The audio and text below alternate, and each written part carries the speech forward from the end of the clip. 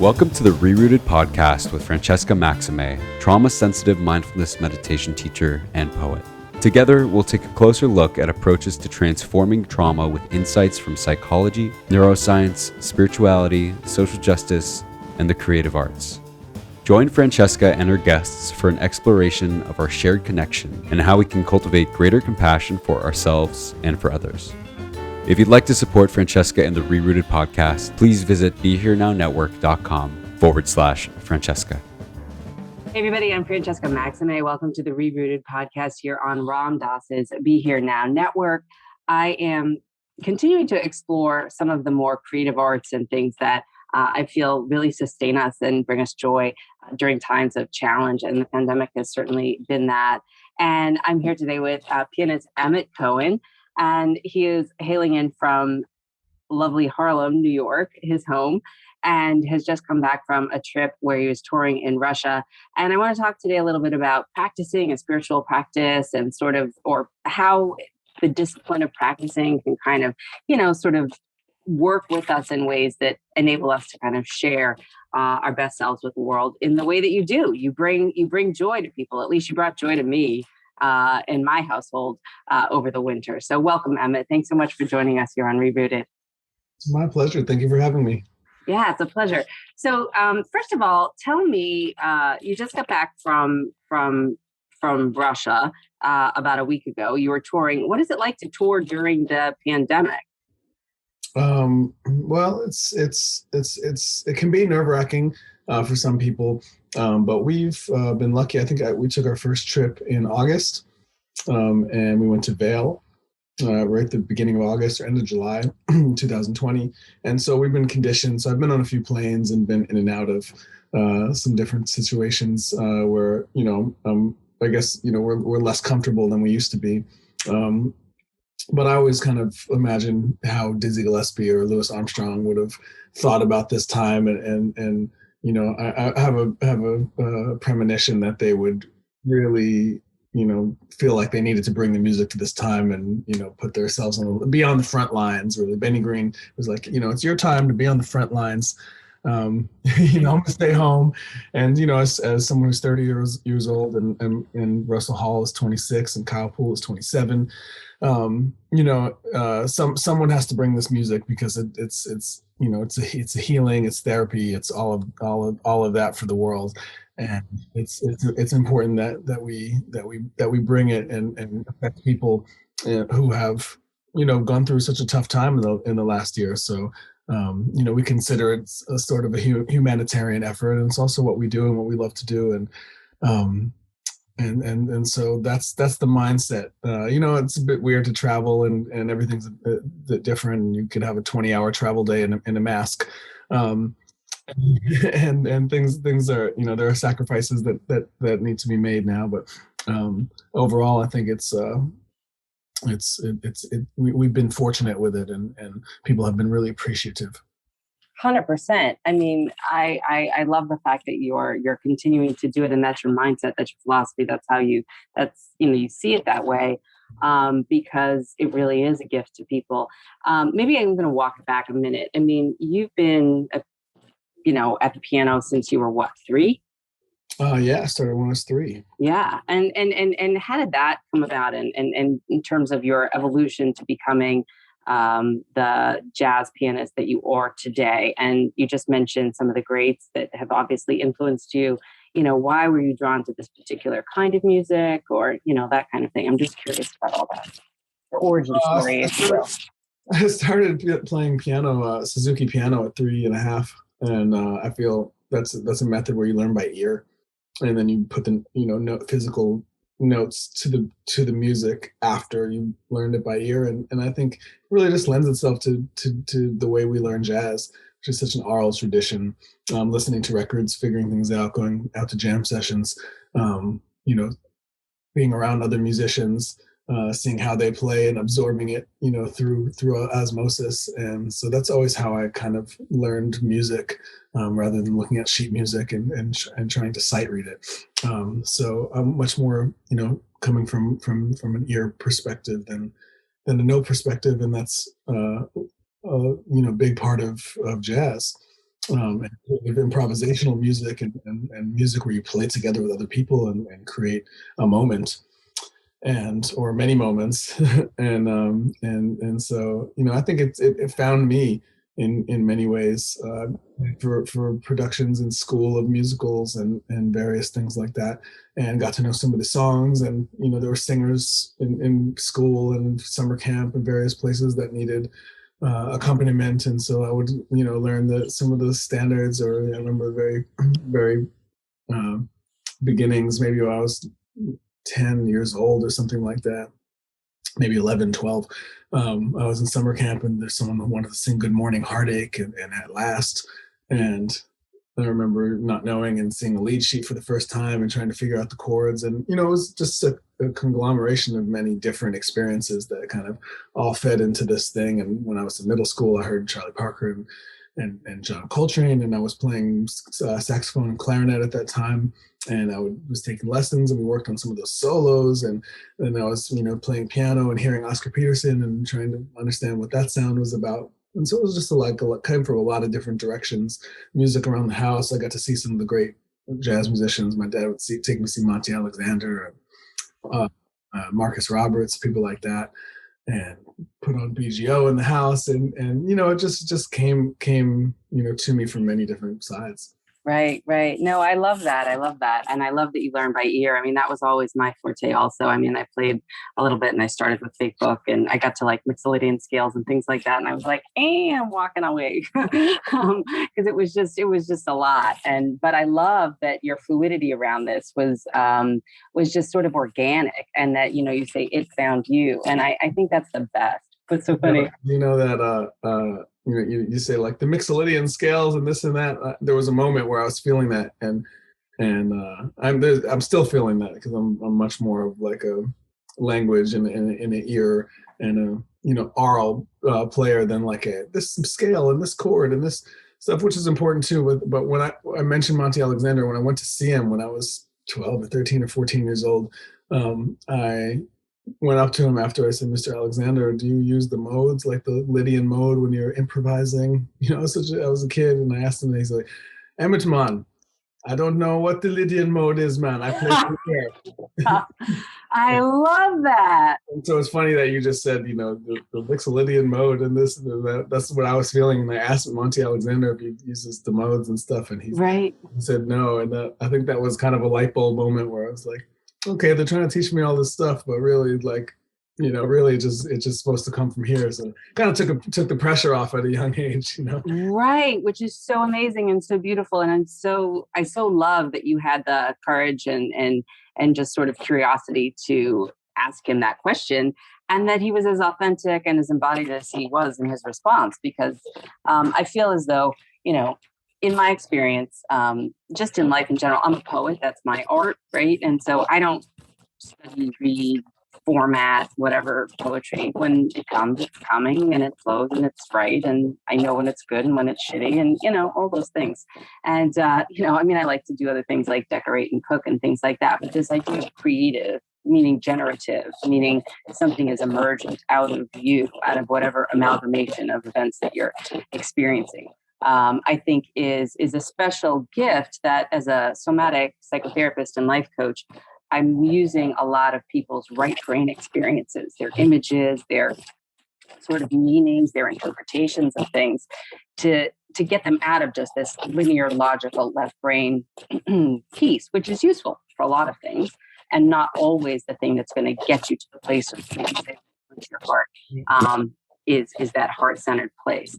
And so maybe talk a little bit about how that helps inform how you show up. Because when you show up with all of the folks that you bring into your apartment, you do this beautiful Monday night live stream that you can tell people. I know how it kind of started because I heard you talk about it before, but you could mention it if you want, because I really want people to come in and tune into that and donate to your, to your trio, because as you said, all three of you have been doing it all the time, but that you really have appreciation and respect for all of the greats that have come before you, and an awareness around not being appropriative, I believe, in the way in which you go about that, especially in this time of the pandemic, Black Lives Matter, COVID, all these things that we're navigating in terms of social justice, I really feel as though you're aware of your social location as a 30-year-old white Jewish man in the middle of what is a genre that is typically a Black musical genre. Yeah. I mean, I think you just have to remember, you don't have to be European and white to play European classical music, and you don't have to be anything to come to a culture and interact with their art form, and jazz is Black American music, but the beautiful thing about it is that it can let people in, and as long as you are aware, as long as you know, as long as you carry it with you, as long as you continue to educate and you continue to to create with that in mind, I believe that that it's all right, and we're all out here just doing the best we can. And anything I can do for the music, I think is more important than anything that I can do for myself, really. So I think part of our mission is to make as many people aware of this music, and aware that it's something that's supposed to be fun and supposed to be from here, and not really supposed to be from here as much, like we were just talking about. And I've come across a lot of people who say, "Hey, I didn't think I liked jazz, and then I heard you guys, and like, turns out I really do." So it's been part of my mission also to make people who don't think they like this music interact with it and feel something, and also incorporate other aspects of life and culture and different kind of musics. Kyle and Russell, for instance, are very well versed in the music of James Brown, Stevie Wonder, and Prince, and even everybody up until today. We listen to P.J. Morton and incorporate his styles and feelings into our music, and we kind of just add whatever we hear. Russell went through a phase of listening to sea shanties, and so we plays that stuff. Russell and I play classical music together. Kyle and impressionistic music together, and so incorporating all of those other aspects while staying true to the core of what it is, Black music, and trying to come to it with some funk and some just natural personality. Yeah, and you do. It's joyful. I mean, from your crazy jackets and pants, you're always very colorful. And, it's fun, right? I mean, you're performing, so you should have some, I don't know, attention to the fact that people are watching you, as they should be. Part of the expression, I think. Yeah. Do you have a particular thing about that you're like, today I'm feeling my yellow pants versus my pink pants, or whatever it is, or you just whatever's not dirty? I don't know. For me, it's like we do these concerts in my house, so like we'll sound check, and then 10 minutes before, I can see what everyone's wearing, and then kind of go match it. Got it. That's cool. Unlike a gig where you show up in a suit and tie, and you're the only one in a suit and tie, and everyone's wearing casual stuff, and you're like, oh, I didn't know that this gig was casual, which happens. Or you have a fancy gig and then a not so fancy gig, and you show up to the not so fancy gig in your fancy gig clothes, and everyone's like, where are you coming from? Right. You got to let loose, let the tie out. So you never know. It's an expression, and people dress different ways, but it's part of the music, for sure. For sure. It's part of that engagement. You mentioned a little bit about the fact that you and Kyle and Russell spend time in your trio, exploring different genres or different aspects of music, different kinds of music. What is your quote unquote practice routine? Is it that you always just get together with them and improvise? Do you write music? I know you just have a new album. Tell me about your creative process, and how disciplined is it, or how loose is it? And I say that in the sense of, obviously it's disciplined in its own way, like we were talking about with the right brain and coming from the heart. But I think what I'm getting at is do you wake up every morning and spend an hour doing, stuff on the piano, or do you spend an hour doing yoga? Yeah, I mean, I think in different parts of my life, it's been different. It's been a different journey. growing up, I practiced every day for however long I had, or for however long I had it in my attention span when I was young. Played classical music in high school and felt like I could never practice enough and never had it, completely down. And I think when I got to college, I really found my practice routine and groove, and I was doing 4 hours every single night. And I was in some competitions to the American Pianist Association and the Thelonious Monk competition. And that really inspired me to practice and really try to get a sound out of the piano for the first time. I grew up playing upright piano, so this was my first experience having prolonged activity on a grand piano, and how and how to interact with that. And so I had a routine I was almost doing every night, from 8 to 12 until the music building would close, and then go do whatever college people do after that. Wow. So that was that was probably my most disciplined 4-year kind of period of practicing all the time, and because I had the time to do it. And then when I moved to New York, then I was getting my master's at Manhattan School of Music, but I was going out to every club, all over the city. I had this routine where I lived by Smoke Jazz Club on 109th Street. I lived. Yep, been there. On Broadway, and I would go to Smoke Jazz Club, and then I would go down to Dizzy's Club, which is on 59th Street, Columbus Circle, and then I would go down to Smalls after that, and kind of try to catch everyone that was playing, and maybe say hello, and maybe just check out the music and see what New York was about. And then maybe if it was a Tuesday, go over to the Zinc Bar in the Village, or down to the Fat Cat, and then take the train back up and go to maybe stop in by Smoke and see what was going on the way home. And so I was going to school in the day, and I was doing this at night. I think I did that every day for about 60 or 80 days in a row. Wow.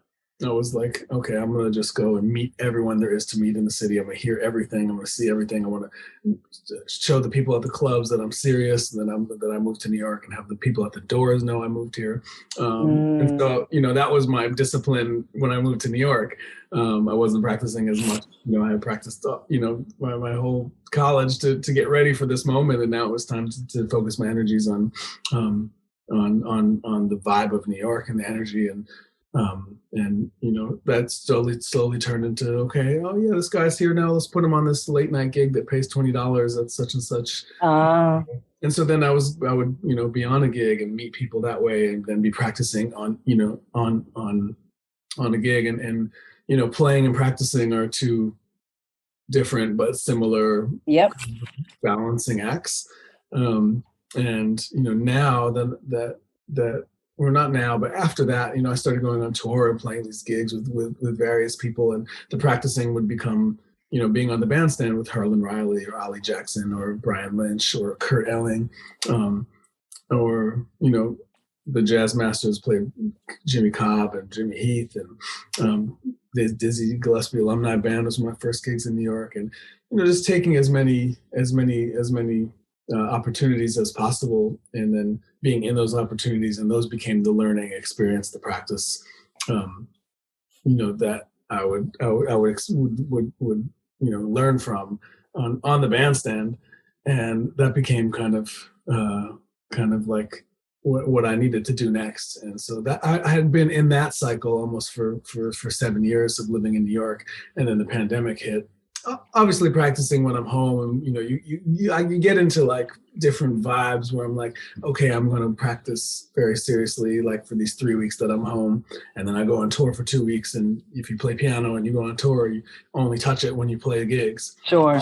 So there's this sensibility that you are forced to develop, where you just go sit down at the piano, and you have to build the warm up into the gig, into the sound check, into whatever it is, and just be able to just do it and execute without you don't have your saxophone in the hotel room. This is not feasible for the piano. So especially if you're not the band leader, and I'm there with Kurt Elling and he's doing his thing, and I'm like, okay, I'm just playing when I'm told to play.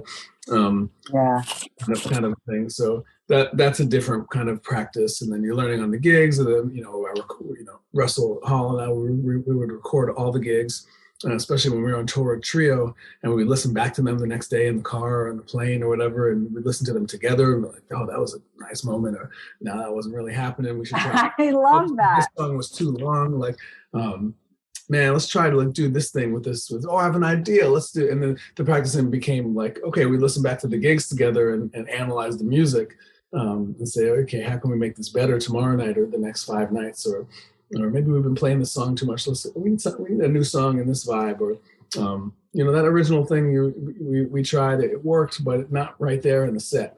And so there's this infinite amount of ways to analyze and practice. Sure. That became practice. And then for the past year, I spent a lot more time at home and really got into a different kind of practice routine with all of the classical music that I hadn't had a chance to get to in a long time. And I also spent a lot of time with the stride pianists in this past year. Willie Lyon Smith especially. To learn some of his repertoire and get through some of that stuff where it takes consistent everyday practicing to achieve that. And for the past few years I haven't had the ability to do that, so I silver lining, so to speak. Yeah, that's exactly what it is. Silver lining with a little extra time to practice and work and do all that stuff. And I know you asked me about this before, but not only did I want to practice piano during the pandemic, but I also wanted to work on some other aspects of my life. And so I spent a lot of time reading in this past year, especially just fiction. I wanted to kind of read creative things that people had conjured up from the depths of their brain. Maybe come here and conjure up something from the depth of my brain. My yoga practice, especially, I hadn't cooked anything, pre-pandemic and forever, maybe ever, besides scrambled eggs or whatever. But sure. So I got, that's part of my routine now is to cook and work on my repertoire in this past year. So I was working on that, and I'm very into chess too. So I spent some time nice working on my chess game. Online, or do you play with people live? I will play with people live, but it's a pandemic and you're not seeing too many people, so right. Definitely online. And have you ever played Go? I don't know what that is. It's an ancient Chinese game. It's kind of like chess, but there's no winners or losers really. It's interesting. Anyway, just a thought. I'll check it out. I like logic kind of things. Mm-hmm. Sorry, I interrupted you. You wanted to finish your thought about playing chess and the other things that you were doing in terms of your practice and stuff like that when you were home during the pandemic. Yeah, just various things that I wanted to work on, not only at the piano, but and also the business side of what we were doing to keep Russell Hall and Kyle Poole and myself afloat, and do this live stream that we do behind me right every week, and we've done 48 as of this interview. Yeah, it's incredible. Now that you say it, I was going to pop up a screen share and let people just listen to a clip of what you did 2 days ago on Monday. How's that for just for a minute or two? How's that sound? Fine. Is that all right? All right, hold on a second. I want people to get a flavor because we're talking about your music, so hold on a second. All right, so now we're going to just listen to a couple minutes of your Live at Emmet's Place volume 48 from Monday. Okay.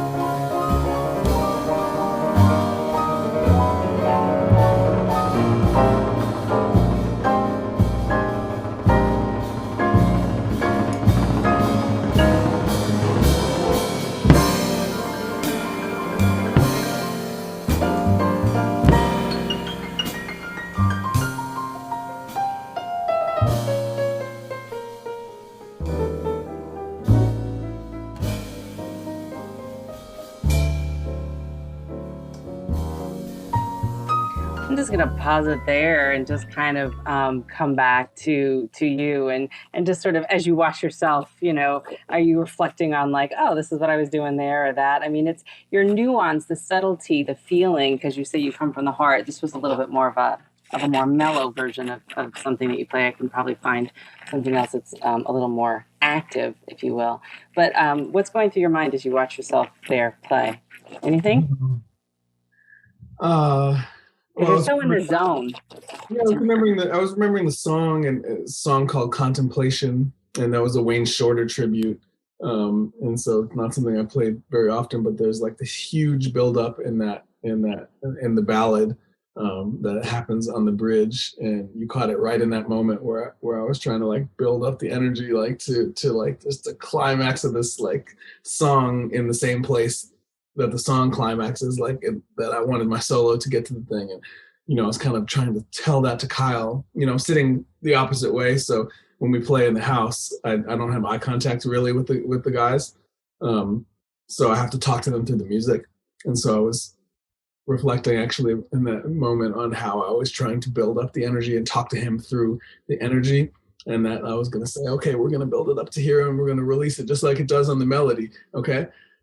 And so that's what I was talking to him through the music, and he built it up, and then we like hit he hit the big downbeat, and then he switched to the sticks, right? I think maybe he already had them, but I think he like switched cymbals or something. So he changed the color right after that, and then we just kind of brought it into like more of like a little like kind of wind down dancey kind of feel. And that's what I was communicating to him, and then he kind of communicated to me by the sticks. And so we're constantly talking to each other through the music. Yeah, I love that. And one of the things that had occurred to me when you were speaking earlier is, two things. One is, from a mindfulness perspective, mindfulness is about being in the present moment, knowing what you're doing, when you're doing it, as you're doing it, being aware, sort of having that accompanying. My teacher, Jack Hornfield, talks about, loving awareness, mindfulness, but from a heart-centered place, from a compassionate, heart-centered place, not just the mind, but keep that body-mind, the whole of the gestalt of one's essence and embodiment as a person on the planet, right? And what are we bringing forward in that way? And I loved what you were saying earlier about this, we're doing this here now and we're doing that here now. And you're always meeting whatever the moment is. So you're responding from a place of what we would call equanimity or balance, which comes from the discipline of having put in and clocked in some of those hours and time and things like that, but then opens up to this place of freedom and creativity. And really, I think what is the generosity that comes from being in this place where you started, which is we want to share joy. This is, a joyful practice. This is a joyful, connection. This is an opportunity to enable people to just not only be aware of the history of amazing Black music, but also and all kinds of music, but also to experience something directly, as opposed to have some thoughts or feelings or perceptions about what it means. And so when you're in that moment and you're embodied and you're just right there in it, I feel like you give people the opportunity to actually just be in their moment. And it happens to be often a joyful moment, but that you can't be thinking about spreadsheets when you're listening and watching you guys play.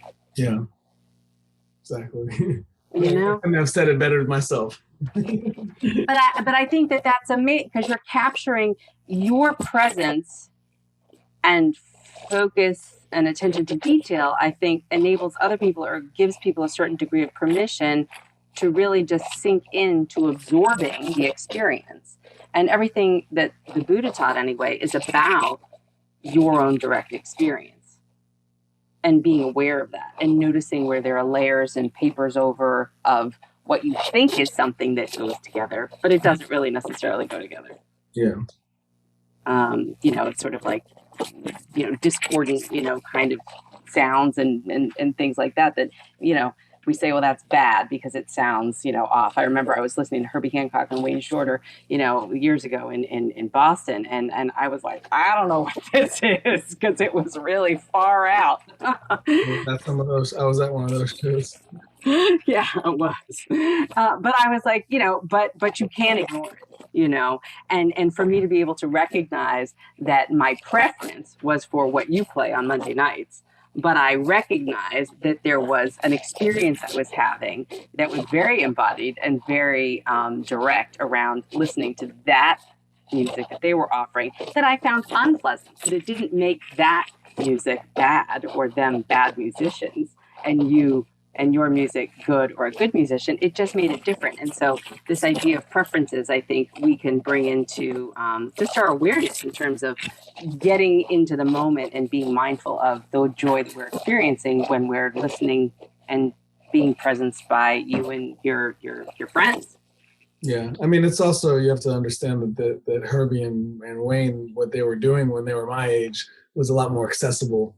And there was a particular path and a particular journey to let them be able to be on stage and play music that they heard the birds, that they heard, that they hear in their heads that relate to the birds and the wind and the ocean, and they're really trying to play the sounds of the earth and the universe and the galaxies and all the things that they did leading up to that moment kind of made it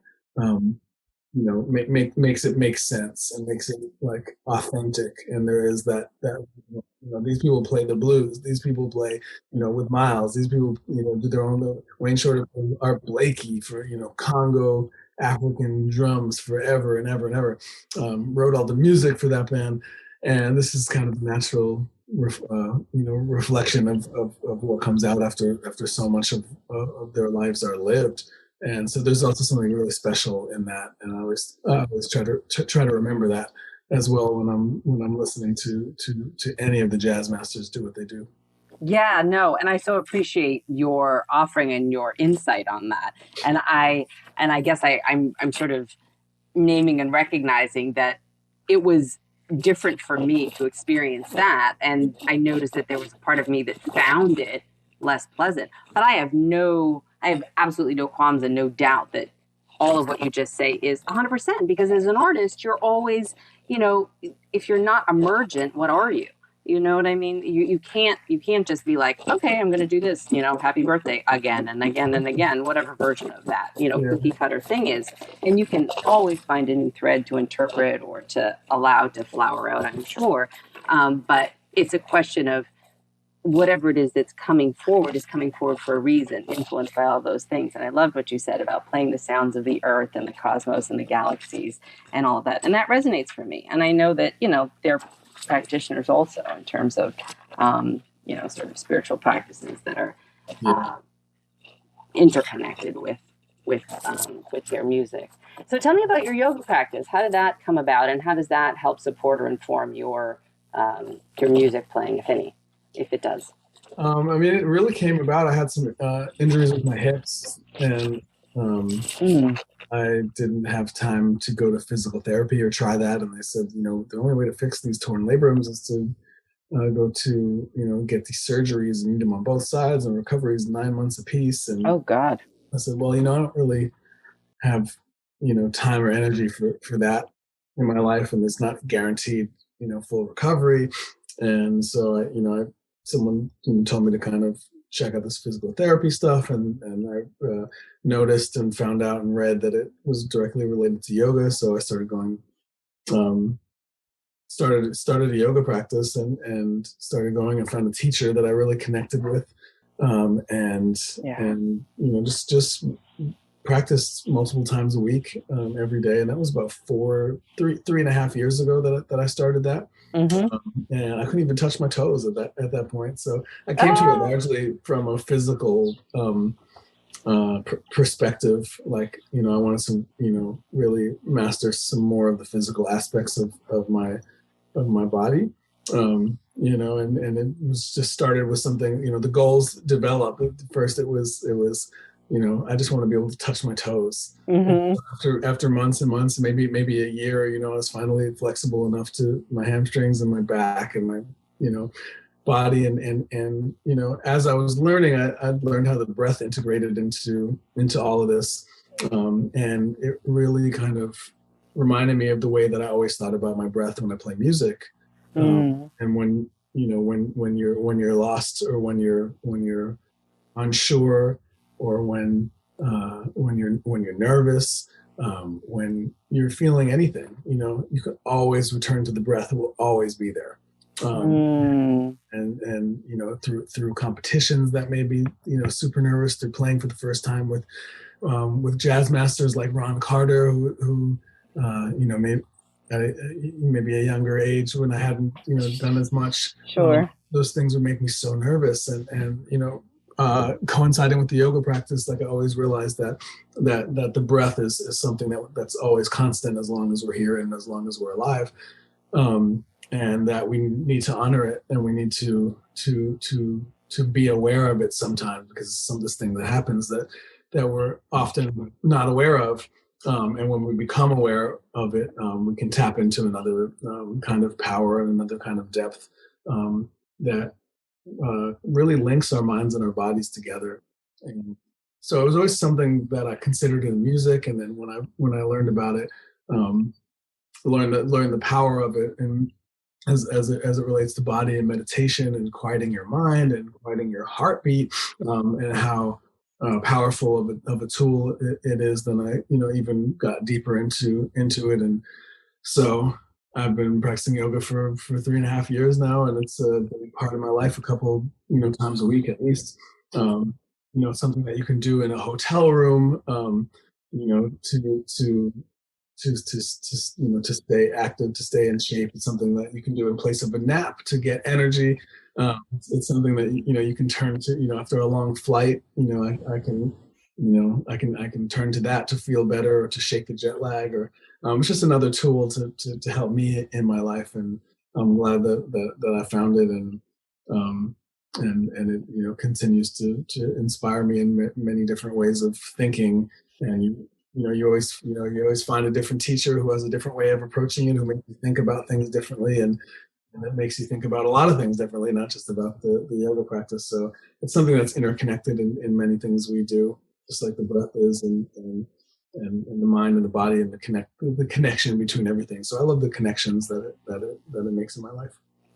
I love what you're saying, and I love that it's the breath is with you for as long as we're alive. We can always return to it, and how that can be an anchor. And in mindfulness practice, it's really just that. It's that when we get lost, when we get taken away, just like you're saying, when you're on stage, but even in life. I mean, in a way, life is a stage, right? And so we're sort of navigating that, and to just kind of come home to ourselves and remind ourselves we have a home here. Yeah, and a lot of things that they say, especially at the end of or at the beginning or end of practice, even something as simple as for yourself and something greater than just yourself. And that's something that one of my gurus always says. You do this for yourself and something greater than just yourself. And so it's like fairly open-ended, but it's it reminds you that like that you're doing this for you, but you're also doing this so that you project onto others something that might be able to help them, and that's what the music is about, isn't it? Right. Well, there's a fluidity there, I think, right? Because you're receiving from the audience, even if it's a virtual audience. I know you have a couple people sometimes on your couch when you're in the room, and clearly you're feeling the vibe of the other musicians that are there. So you're not always alone, although during the pandemic it's different.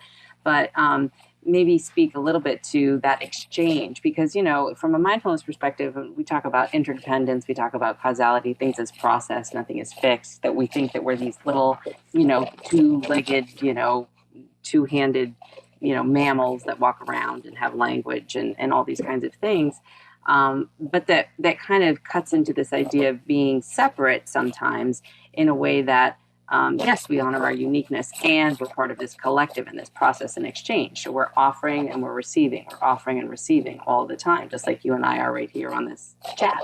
And then I want you to talk about your new album. Yeah. Which part did you want me to go first? Well, the offering and the receiving. Yeah. Well, I think that jazz has existed in very many different kinds of formats always, and the offer and exchange is different in each of those. It's going to be different if you're playing in an art gallery with no food and drink, people are just absorbing. It's different if you're playing in a European classical concert hall. It's different if you're playing speakeasy where people are dancing, partying, going on dates. It's different if you're playing on a live stream and it's over the camera. And I think it just exists in many different places, and the music adapts and it's flexible and it's improvisatory. And I try to play in a different way, depending on where we are, who the audience is, how well versed they are in what we do, what their attention span seems to be like with the if it's a soulful audience in Detroit, it's going to be different than the audience in Japan. It just is. And to realize that, to adapt quick, and then to play with that in mind, not to pander to anything, but to keep that in mind and to know who you're talking to. The way we interact when we talk to someone new, we assess who we're talking to, and we